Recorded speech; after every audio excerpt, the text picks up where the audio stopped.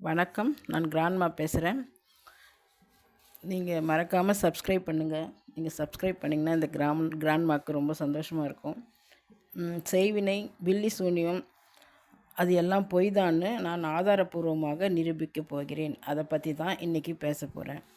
நம்ம குடும்பத்தில் கஷ்டம் வரும், உடம்பு சரியில்லாமல் போகும், இது மாதிரி ஒன்று போனால் இன்னொன்று வரும். இது எப்படி சரி பண்ணுறது தெரியாமல் நாம் தெரிஞ்சவங்கக்கிட்ட நமக்கு வரும் கஷ்டங்களை சொல்லுவோம். அவங்களுக்கு தெரிஞ்சதே அவங்க சொல்லுவாங்க. அங்கே ஒருத்தர் இருக்கிறாரு, அவர்கிட்ட போனால் ஏன் இந்த மாதிரி கஷ்டங்கள்லாம் வந்துக்கிட்டு இருக்குன்னு சொல்லுவார். நானும் அங்கே போயிருக்கேன். அங்கே போன பிறகு என் கஷ்டம் எல்லாம் போயிடுச்சுன்னு சொல்லுவாங்க. நாமும் என்ன நினைப்போம், சரி நாமும் போய் தான் பார்ப்போமே, எப்படியோ எப்படியோ நம்ம கஷ்டங்கள்லாம் போனால் போதும்னு அவர்கிட்ட போவோம். ஆனால் அங்கே போனதுக்கப்புறம் இன்னும் நம்ம பயமுறுத்தி விட்டுருவாங்க. நம்மளை பற்றி எல்லாம் கேட்டுக்கிட்டு அவர் சொல்கிற முதல் வார்த்தை, உங்களுக்கு செய்வினை செஞ்சுருக்காங்கன்னு சொல்லுவார்.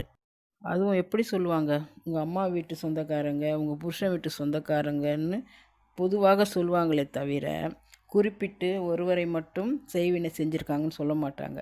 இதிலிருந்தே தெரிஞ்சுக்கலாம் அவங்க பொய் சொல்கிறாங்கன்னு.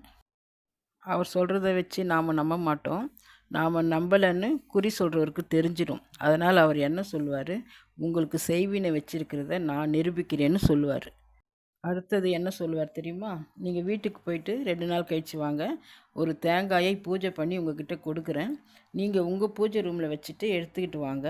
உங்கள் கண் முன்னாலேயே அந்த தேங்காயை உடைக்கிறேன். அப்போ தெரிஞ்சிடும் உங்களுக்கு செய்வினை செஞ்சுருக்காங்களா இல்லையான்னு தெரிஞ்சிடும்னு சொல்லி நம்மளை அனுப்பிடுவார்.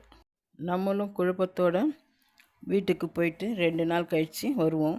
அவரும் மஞ்சள் பூசி குங்குமம் வச்சு இருக்கிற ஒரு தேங்காயை நம்ம கையில் கொடுத்து, உங்கள் பூஜை ரூமில் வச்சு நாளைக்கு எடுத்துக்கிட்டு வாங்கன்னு சொல்லுவார்.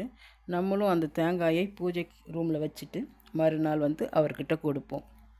அவர் நம் கண் முன்னாடியே அந்த தேங்காயை உடைப்பார். ஆனால் அந்த தேங்காய்க்குள்ளே தண்ணி இருக்காது. அந்த தேங்காய்க்குள்ளே பழைய துணி, கொஞ்சம் முடி, சுவத்தில் அடிக்கிற ஆணி இருக்கும். இதை பார்க்கும்போது நமக்கு எப்படி இருக்கும், நமக்கு மயக்கமே வந்துடும். கொஞ்சம் நினச்சி பாருங்கள், அந்த தேங்காயில் ஒரு ஓட்டையும் கிடையாது. நம்ம கையிலே கொடுத்து அனுப்புகிறாங்க, நம்ம கண் முன்னாடியே உடைக்கிறாங்க. அதை பார்த்து நம்பாமல் இருக்க முடியுமா? கண்டிப்பாக அது செய்வினை தான்னு நம்புவோம். அவர் பங்குக்கு அவரும் சொல்ல ஆரம்பிச்சிடுவார், பார்த்தீங்களா உங்களுக்கு செய்வினை செஞ்சுருக்காங்கன்னு. இந்த செய்வினையை எடுத்தாகணும். உங்கள் குடும்பத்தில் யாருக்காவது உயிர் பலி நடக்கலாம்னு சொல்லுவார். அந்த செய்வினையை செயலிழக்க செய்யணும்னா இவ்வளவு பணம் செலவாகும்னு ஒரு பெரிய தொகையை சொல்லுவாங்க. நாமும் பயந்துக்கிட்டு அவங்க கேட்ட பணத்தை கொண்டு போய் கொடுப்போம். இந்த மாதிரி நிறைய பேருக்கு நடந்திருக்கு. இது எல்லாம் பொய்ன்னு செய்வினைன்னு சொல்லி மக்களை ஏமாத்தினவரே வந்து சொன்னார். எங்கே வந்து சொன்னார் தெரியுமா? சன் டிவியில் விசு அவர்கள் நடத்திக்கிட்டு வந்த அரட்டை அரங்கத்திலேயே வந்து இதெல்லாம் பொய்ன்னு அவர் சொன்னார்.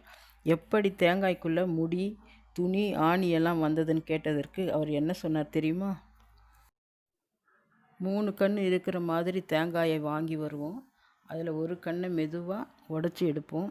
தண்ணி எல்லாம் வெளியே எடுத்துட்டு அந்த ஓட்டைக்குள்ளே முடி, சின்ன சின்ன ஆணி, பழைய துணி எல்லாம் தேங்காய்க்குள்ளே போட்டுடுவோம். அந்த உடைந்த துண்டை வச்சு ஃபெவிகால் போட்டு ஒட்டிடுவோம். இப்போது உடஞ்சது எதுவுமே தெரியாதுன்னு அரட்டை அரங்கத்தில் வந்து அவரே சொன்னார். இவ்வளவு நாள் நான் தவறு பண்ணிட்டேன், இப்போது என் தவறை உணர்ந்து நான் திருந்து விட்டேன்னு சொன்னார். ஆனாலும் இப்போவும் இந்த மாதிரியெல்லாம் ஏமாற்றிக்கிட்டு தான் இருக்காங்க. அதனால தான் சொல்கிறேன், இந்த செய்வினை, பில்லி, சூன்யம் இதையெல்லாம் நம்பாதீங்க. எவ்வளவு கஷ்டம் வந்தாலும் அதை சமாளிக்கணுமே தவிர இந்த மாதிரி போய் ஏமாறாதீங்க. நான் தான் கடவுள்னு சொல்கிறேன், யாரையும் நம்பாதீங்க. உங்களில் யாருக்காவது இந்த மாதிரி நடந்திருந்தால் பதிவு பண்ணுங்கள். பிடிச்சிருந்தா லைக் பண்ணுங்கள், ஷேர் பண்ணுங்கள், கமெண்ட் பண்ணுங்கள், மறக்காமல் சப்ஸ்கிரைப் பண்ணுங்கள். நன்றி, வணக்கம்.